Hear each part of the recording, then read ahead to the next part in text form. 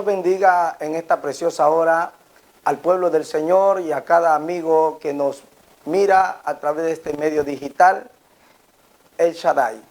Es de gran bendición poder compartir con usted la palabra del Señor en medio de este canal digital, que es una gran bendición para llegar a usted con una palabra de vida, de poder, una palabra de Dios que restaura, que edifica. Hoy tendremos la palabra con el tema vuelve a empezar. Vuelve a empezar. Esto está en el libro de Segunda de Reyes, capítulo del 1 al 10. Ahí vamos a tomar la lectura bíblica y vamos a un tema muy importante en el cual Dios va a hablar a su vida. La Biblia dice: en el nombre del Padre, del Hijo y en la guía del Espíritu Santo. Aconteció que cuando quiso Jehová alzar a Elías en un torbellino al cielo, Elías venía con Eliseo de Gilgal. Y dijo Elías a Eliseo: quédate ahora aquí, porque Jehová me ha enviado a Betel. Y Eliseo dijo: vive Jehová y vive tu alma, que no te dejaré. Descendieron pues a Betel, y saliendo a Eliseo los hijos de los profetas que estaban en Betel, le dijeron: ¿sabes que Jehová te quitará hoy a tu señor de sobre ti? Él le dijo: sí, yo lo sé, callad. Y Elías le volvió a decir a Eliseo: quédate aquí ahora, porque Jehová me ha enviado a Jericó. Y él dijo: vive Jehová y vive tu alma, que no te dejaré. Vinieron pues a Jericó, y se acercaron a él los hijos de los profetas que estaban en Jericó, y le dijeron: ¿sabes que Jehová te quitará hoy a tu señor de sobre ti? Él respondió: sí, yo lo sé, callad. Y Elías le dijo: te ruego que te quedes aquí, porque Jehová me ha enviado al Jordán. Y él dijo: vive Jehová y vive tu alma, que no te dejaré. Fueron pues ambos, y vinieron 50 varones de los hijos de los profetas, y se pararon delante a lo lejos, y ellos dos se pararon junto al Jordán. Tomando entonces Elías su manto, lo dobló, y golpeó las aguas, las cuales se apartaron al uno y al otro lado, y pasaron a ambos por lo seco. Cuando habían pasado, Elías dijo a Eliseo: pide lo que quieras que haga por ti antes que yo sea quitado de ti. Y dijo Eliseo: te ruego que una doble porción de tu espíritu sea sobre mí. Él le dijo: cosa difícil has pedido. Si me vieres cuando fuere quitado de ti, te será hecho así. Mas si no, no. Padre, añade bendición a tu palabra en esta preciosa hora y revela las maravillas de tu gloriosa voluntad a todos los oyentes. Hoy quiero hablar acerca del tema vuelve a empezar, y en esto vamos a hablar acerca de uno de los profetas más prominentes de aquel entonces, del tiempo antiguo, el profeta Elías. Y en este tema veremos la importancia de la persistencia y la fuerza de carácter que se necesita para volver a empezar. La palabra persistencia es igual a insistir, luchar y continuar, permanecer luchando o intentando una cosa aun cuando las condiciones son adversas. Cuando hablo de volver a empezar, hablo de la necesidad que tenemos todos de ser una iglesia de lucha, una iglesia de batalla, una iglesia de conquista, una iglesia de carácter, una iglesia que no se queda ante las dificultades y adversidades que el enemigo nos presenta. O sea, es una iglesia de conquista, una iglesia de poder, una iglesia de victoria. ¿Por qué Dios quiere que hablemos de esto?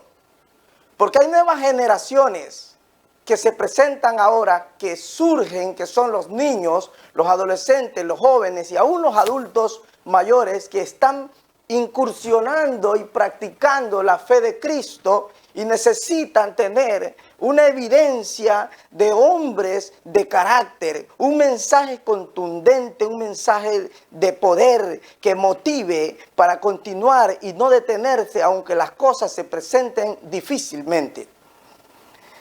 En el libro de Reyes, capítulo 2, Segunda de Reyes, capítulo 2, versículo del 1 al 10, la cita que hemos tomado para este tema, hablaremos de un profeta de Dios cuya vida y ministerio manifestó la unción más prominente de aquel entonces. Tanto así que se lo denominó como el profeta de fuego. El hombre que hizo descender fuego del cielo para demostrar la realidad de la existencia de Dios en aquellos tiempos antiguos. El hombre que abrió el Jordán, el hombre que demostró a aquellas multitudes antiguas que Dios es veraz y que Dios es real. El hombre que hizo llover cuando no había 3 años llovido sobre la tierra. Hablaremos de este ministro, de este hombre, de este profeta de Dios, pero hablaremos también de 4 puntos estratégicos los cuales visitó Elías antes de partir con Dios en un carro de fuego. Veremos también el por qué Eliseo, el que sucede a Elías, pide una doble porción del espíritu, de su espíritu. Entonces veremos lo primero, que Elías descendía del Jordán. El Jordán representa en este entonces, representa el lugar de unción, de poder, de autoridad, donde fluía en él el poder de Dios, un lugar de abundancia y de manifestación del poder y de la unción de Dios. Y dice que llegando de Gilgal, desciende a Betel. Betel o Betaben, al inicio llamada Casa de Dios o lugar próximo a la luz, pero al final fue llamado pueblo de gran idolatría, casa de iniquidad o casa de vanidad. Ese fue el siguiente lugar que visitó Elías antes de partir. Después de esto, cuando quiso dejarlo allí a Eliseo para partir ante Dios y que Eliseo no viera lo que iba a suceder, descendió a Jericó. Jericó, cuyo significado es ciudad fortificada del anatema, el lugar donde solo bajo la guianza precisa de Dios y bajo la obediencia exacta de los hombres de Dios pudo ser conquistada. Otra de las características de Jericó es que estaba ubicada precisamente en el lugar por donde debía de pasar el pueblo de Dios para llegar a Canaán, a las tierras prometidas. El tercer lugar, para conquistar Jericó se necesitó persistencia, audacia intrépida y una sobredosis de fe y una obediencia plena al mandato divino, al mandato de Dios. Es solamente de esa forma que los muros de Jericó pudieron caerse. Jericó era una ciudad, como dije antes, que estaba ubicada entre una inmensa montaña y otra en un valle, justamente por donde la gran multitud de israelitas tenían que pasar para llegar a Canaán. Es decir, no había otro lugar para pasar a Canaán. Pero ahí estaba la ciudad fortificada del anatema, una ciudad que tenía doble muros de 9 metros de altos. Muros, el primero era de 4 metros de ancho, intermedio un vacío, y el siguiente era un muro de 2,5 metros, completamente elevados alrededor de toda la ciudad. Y recibieron ellos el mensaje de Dios que tenían que pasar a Jericó. Entonces, este Jericó tiene una representación importante en este mensaje de la Biblia. Jericó es uno de los lugares a donde llegó Elías antes de partir a la presencia de Dios. Pero no fue allí, gloria al nombre de Jesús. Luego, el siguiente lugar que descendió fue al Jordán. El Jordán, el significado de este nombre es el que desciende. El Jordán es un río que se encuentra 300 metros sobre el nivel del mar Mediterráneo. Y el significado es el que desciende. Y casi como una coincidencia, es en este lugar de donde Dios retira a su profeta hasta el cielo en un carro de fuego, y en el mismo lugar Dios ubica a otro profeta en su lugar, en el lugar de Elías, lo ubica a Eliseo y le da la oportunidad de pedir lo que quisiera. Y dice que le sería concedido, a lo que Eliseo misteriosamente responde pidiéndole una doble porción del espíritu de Elías. En esta parte donde la iglesia, donde la gente muchas veces se equivoca y piensa que Eliseo estaba pidiendo una doble porción del Espíritu de Dios, del Espíritu Santo. Pero cuando nosotros vemos que está escrito con E minúscula, esto indica que no está pidiendo una doble porción del Espíritu Santo, sino una doble porción del Espíritu de Elías. ¿Por qué la coincidencia? Porque justamente a esta condición había llegado Elías antes de partir al cielo, antes de ser suplantado por otra persona, antes de ser llevado a la presencia de Dios. ¿Qué es lo que pasó con Elías? ¿Por qué se da esta gran necesidad? Esto lo vemos nosotros en el libro de Primera de Reyes, capítulo 19, donde Elías, después de haber dado muerte, de haber demostrado la gloria de Dios ante Acab y haber dado muerte a los profetas de Baal, es amenazado por la mujer de Acab, la reina Jezabel. Y dice, así me hagan los dioses y así me añadan los dioses, mañana a esta hora, díganle a Elías que él también estará como uno de los profetas. En ese entonces Elías le había dado muerte a 450 profetas de Baal, a causa del poder y la manifestación de la gloria de Dios sobre este hombre.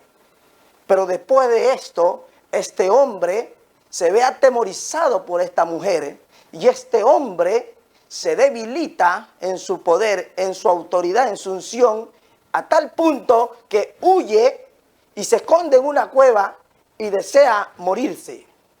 Bendito sea el nombre del Señor. Es por esta razón que el sucesor de Elías debía necesitar o necesitaba necesariamente, valga la redundancia, una doble porción del espíritu de Elías. Con la fe. ¿Qué es lo que quiere decir aquí el Señor en esta parte? Una doble porción de carácter, una doble porción de poder, una doble porción de autoridad. Necesitaba ser más fuerte aún que el mismo Elías para poder soportar el embate del enemigo y para poder continuar con un ministerio el cual Dios se lo había encomendado, que sea firme, que sea próspero, que sea contundente y efectivo, con logros, con batallas, pero con grandes victorias. Alabado sea el nombre del Señor. Entonces es aquí que nosotros entendemos que no es que pidió, porque no existe tal cosa de una doble unción del Espíritu Santo. No existe tal cosa de una doble porción del Espíritu Santo. Pero sí existe una petición en Eliseo de una doble porción de carácter. Nosotros, para continuar, para avanzar, para perseverar, para persistir en el Señor frente a este mundo como se presenta agresivo, difícil, amenazante, necesitamos como iglesia, como hombres, como mujeres, como siervos de Dios, tener un carácter firme, estable, un carácter de doble proporción, de doble firmeza, porque cuando las cosas nos llevan al debilitamiento, las circunstancias, las condiciones, las persecuciones, y parezca que Dios nos haya abandonado y que estemos solos en aquel momento cuando la muerte nos amenaza, Necesitamos levantarnos otra vez. Es por eso que haya personas que nos están mirando, que nos están escuchando en este momento, si menguaste, si retrocediste en tu ministerio, si las cosas se te pusieron duras y pensaste que Dios te ha abandonado o que tal vez no fuiste llamado. En realidad es la trampa y el ataque del enemigo que te está presionando, que te está acosando. Pero hay un Dios que te dice, vuelve a empezar. De ti depende volver a empezar. Porque retén lo que tienes, dice el Señor en Apocalipsis, para que otro no tome tu corona. Retén la palabra, retén la fortaleza. Dios no nos ha dado espíritu de cobardía, sino espíritu de poder, de autoridad y de dominio propio. Entonces, si ahora te sientes impotente, no te quedes allí. Si te equivocaste, vuelve a empezar. Si no has cumplido con tus metas y piensas que por los años o por las circunstancias debes de desistir, el Señor te dice en esta hora, vuelve a empezar. Piensas que luchaste hasta el final y que ya no tienes fuerza y no tienes más energía y tal vez que ya no te queda tiempo. Vuelve a empezar, te dice el Señor. Levántate de allí, ponte de pie y vuelve a empezar. Toma fuerza, pídele al Señor esa fuerza doble que necesitas para continuar, porque mucho camino te queda por recorrer y el Señor tiene que encontrarte luchando y en victoria. Alabado sea el nombre del Señor. Si usted es uno de aquellos que está un poco débil, que está afligido o atribulado, que retrocedió, que piensa que su ministerio ya no debe de continuar, que tal vez se equivocó, Dios te dice, vuelve a empezar. Si usted necesita oración por su vida ministerial, si usted necesita oración por su iglesia, si usted necesita oración por su familia, por sus hijos, si ha intentado todo y las fuerzas se han agotado y necesita una oración, llame a estos teléfonos que están en las pantallas. Dios le bendiga y recuerde, nadie lo va a levantar. Usted mismo tiene que volver a empezar. Gloria al nombre de Jesús. Alabado sea su nombre poderoso.